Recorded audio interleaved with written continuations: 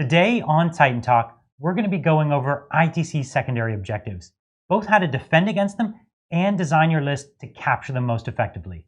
Stick around.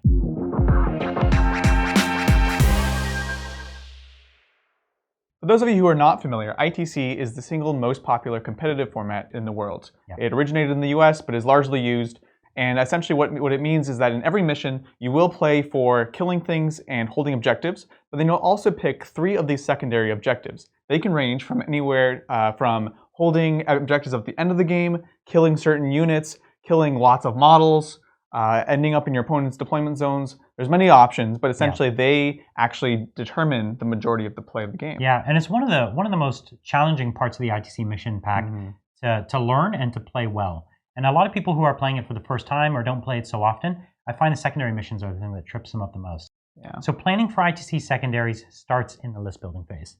There's really 2 things you want to be thinking about: how to defend against giving up secondaries easily, but also how are you going to capture secondaries.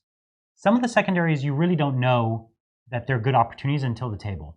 But I think most armies have 1 or 2 secondaries that they're going to try to get every game, and that their list has been designed to go out there and capture. And another good way of thinking about it is some are going to rely and depend on what your opponent's running, and some of them you can largely determine yourself. Yeah. You know, for example, if you're an army that is very mobile or has lots of units, Recon is a great choice because you can say, as long as I'm in each table quarter at the end of 4 turns, then that scores that. And that's something that is less dependent upon your enemy. And it's something, you can just do it on your own each turn.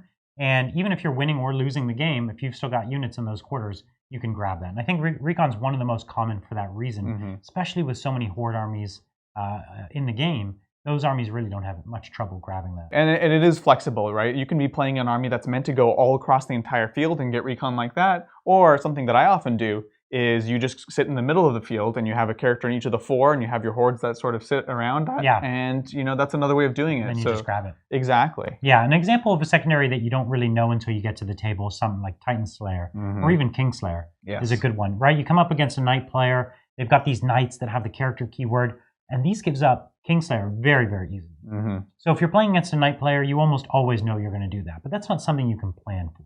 We're really wanting to talk about how do you plan for the secondaries before the game. So I think one of the big things is if you've got an army that's already going to be up the board, then you can take those board control secondaries. But if you've got an army that's going to be standing back or is very, very elite, right? Think something like Space Marines now or Custodes, where you don't have many units and you're not going to be able to get Recon. You have to start thinking about what are those other secondaries that you could grab. One of the most prominent reasons you see people putting guard into their Imperial lists is really just for these secondaries, right? If you're a Custodes player and you have very few units, you can't afford to have a unit hanging out back on an objective or trying to get Recon. You can't afford to take a squad and make them engineers, because if you take a 300-point squad and make them engineers, you're going to be playing a lot of points down. And so that's a really good reason to start to splash things into your list that can pick up some of those secondary objectives for you. Absolutely. A lot of these units can be things that you maybe just have to take in your army. They might be small units, things that are easy to hide. A lot of things like infiltrators and Nurglings are great for both Recon but also engineers. And that's something that you can just kind of decide in your actual army building phase, right? And another thing to think about is these also are often kind of dual role models, right? As you say, there's sort of the things on the outliners. It might just be your guard squads that are both screening but also scoring something. Yeah, absolutely. Yeah. I think one of the other most critical things, and one of the things I love to do the most, is looking for point denial. And I think we've gone through waves in the ITC where some of the most dominant armies are point denial armies. Yes. Right? For a while when you had those 6 or 7 Plague Burst crawlers before the Rule of 3 came in, and you go whole games without getting a kill. Yeah. That's what point denial was all about. And that's what made those lists so strong. What makes the Demon list so strong that's been dominating all season this year. Yeah. And a lot of times when I design a list, I look for a way that an opponent can only get 3 secondary points of the kind that they're going for. I'll give you an example. Most of my armies that I've been creating recently only have 3 characters. Or if they have 4, one of them is nearly impossible to get to for the whole game. So if they're picking Headhunter, trying to go for those characters, they're just not going to get enough. The next one is marked for death. And I'm very, very careful to take squads that are just under that 7 power level. So then they can't get that marked for death. Or if they're getting it on things that they don't want to be targeting. That isn't the stuff they already want to be killing. That's really crucial. The other big one is the Game Hunter. It's such an easy one to design for. You can just say, okay, I'm going to only have 3 monsters or 3 vehicles. And it's really easy to say, okay, I just won't put that 4th one in. And I'll put something else in because now I'm denying that secondary. And at the end of the day, you'll come up against an opponent who is really expecting most of their secondaries to come from their opponent. Right. And then they have nothing. Because maybe they're not a board control army, and now they're in a really tough spot. They might lose out on 4 or 8 secondary points. And even if you play badly, you can win that game. Ultimately, the ITC secondaries are designed to punish extreme armies, right? Yeah, right. As you mentioned, a lot of these have doing 4 of a thing, killing 4 of whatever it is. As long as you don't hit that threshold, you're really playing that to the max and getting the advantage of maybe running something that's good or interesting, but not hitting that threshold. So I think that's a great way to do it. Yeah. And the things like the crawler list kind of took that to one extreme, where it said, okay, here's a ton of, you're going to get all your big game hunters or whatever it is. If you ever kill one of these things. If you can kill one. Even that's hard, right? But the idea being that is all one type of unit, one type of thing that your opponent can score off of, right?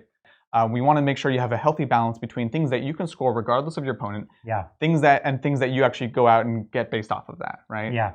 I think that's crucial. If you don't really care what your opponent brings, and you already know the secondaries you're going to grab, then that makes your game so much easier. Now you come up against a denial army, and you don't really care. And then when you come up against an army that has a really juicy secondary that you can grab off of them, like a Kingslayer, then you can just take that in place of whatever your next most hard secondary is.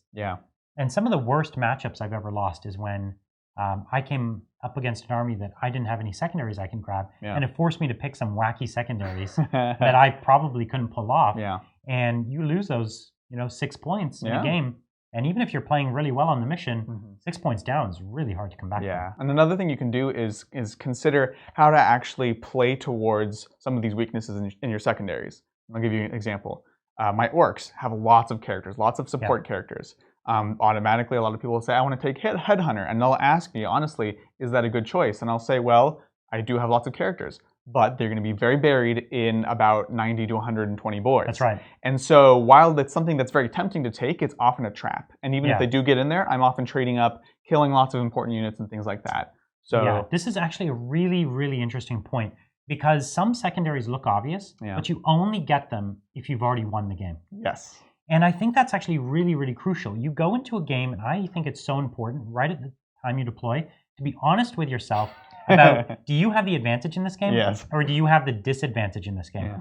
And if you're honest and you say, I have the disadvantage in this game, and there's a good chance I'm not going to win, I'm not going to crush those units, I'm not going to kill those Eldar Flyers, whatever it is, you should pick secondaries that you can just go off and do, and don't rely on you winning more. You don't want to pick win more secondaries. You want to pick things that you can do to hedge your bets, especially in those missions where you're playing from behind.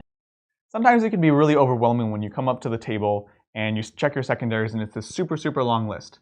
One thing you can do is just take a look at your opponent's army and make sure to just eliminate everything that's not possible. You can often clear half of them off the table. Okay, they only have 3 characters, can't do Headhunter, their Warlord might not give Kingslayer, and just start with that. And just eliminate your options so that you can narrow down what you're actually thinking about. Maybe have like 4 or 5 left, and then you pick the best within them.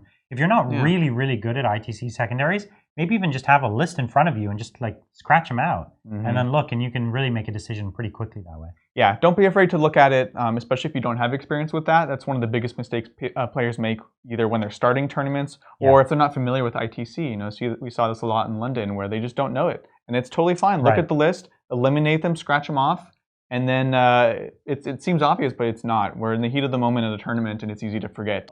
One of the things that helps me a lot is I'm so visual when it comes to picking my secondaries that I always arrive to the table with my army kind of all on a display board.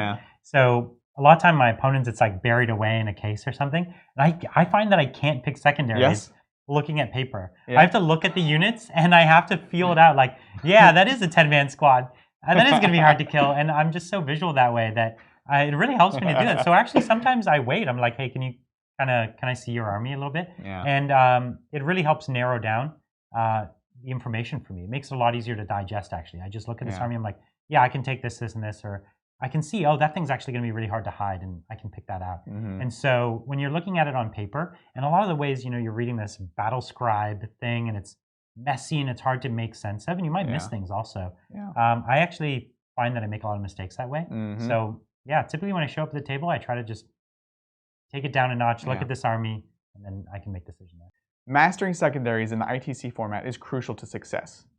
It's important to consider in the list building phase the secondaries that you're able to score with your list itself, but also what points you're actually able to deny from your opponent. When you do get to the table, it's important not to just stick to the script every single time, but consider differences based off of table and opponent. Once you have mastered these, we think that you'll have a much better time and see much more success with your army.